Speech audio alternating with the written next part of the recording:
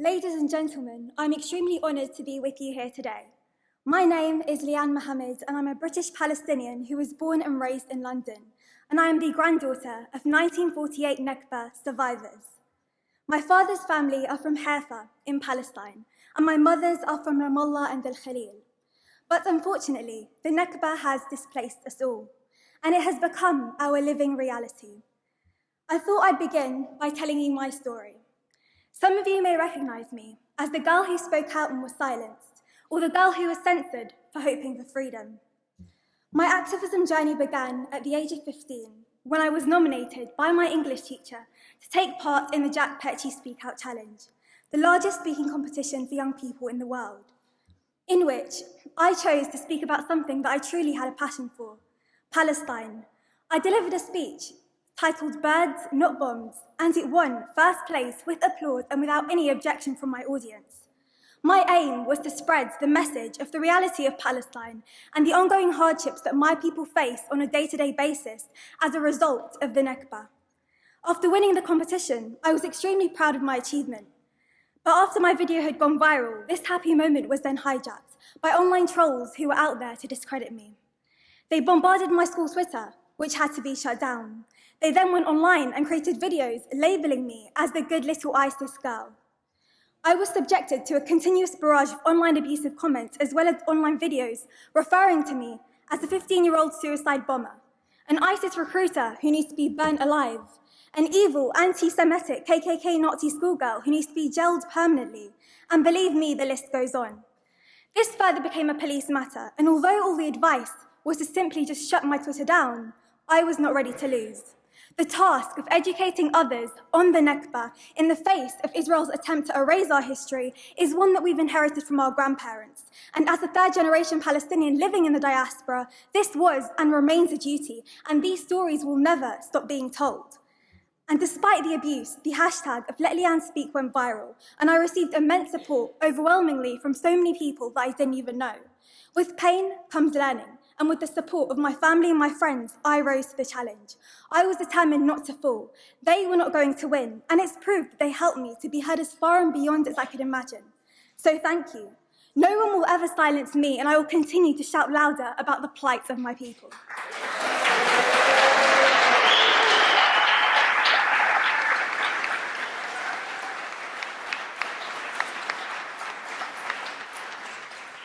And here I am, 7 years later, continuing, because Palestine is not a trend, and the Nakba was not a moment in our history or a one-off event.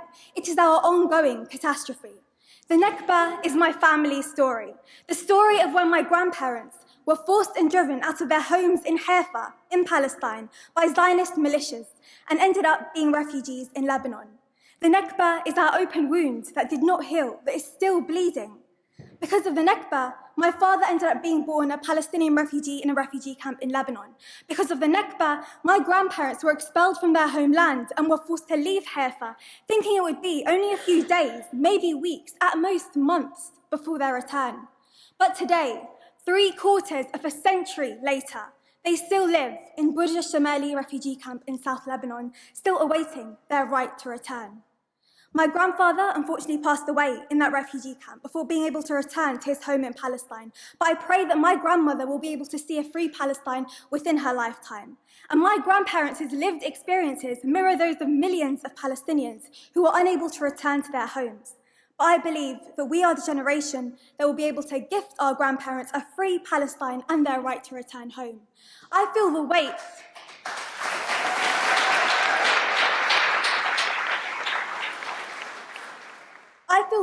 of the Palestinian cause on my chest, the injustice, the oppression, and the anger, a weight and feeling I will carry with me till the day justice prevails. Justice for all Palestinians, Palestinians who are still occupied, still violently forced from their lands, and who are still awaiting their right of return. There isn't one Palestinian alive today who hasn't been affected by the Nakba that shattered a whole society in 1948.